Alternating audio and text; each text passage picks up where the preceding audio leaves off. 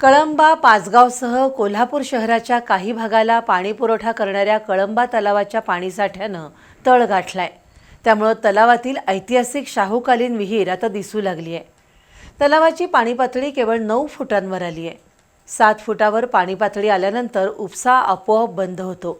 त्यामुळे शहरवासियांवरील पिण्याच्या पाण्याचं संकट गडद झालंय। कोल्हापूर शहराला पिण्याच्या स्वच्छ पाण्याचा पुरवठा करण्यासाठी राजर्षी छत्रपती शाहू महाराजांच्या काळामध्ये कळंबा तलाव बांधण्यात आला।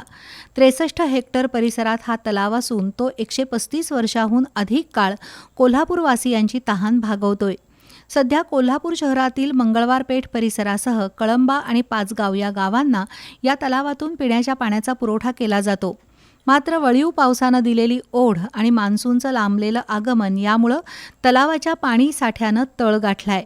या तलावात शाहूकालीन ऐतिहासिक विहीर आहे। पाणी पातळी खालावल्यानं ही विहीर पूर्णपणे उघडी झाली आहे। सध्या तलावात केवळ 9 फूट पाणीसाठा आहे। पाणीसाठा 7 फुटावर आल्यास पाणी उपसा आपोआप बंद होतो। त्यामुळे कळंबा, पाचगाव आणि कोल्हापूर शहराच्या काही भागात पाणी टंचाई निर्माण होणार आहे।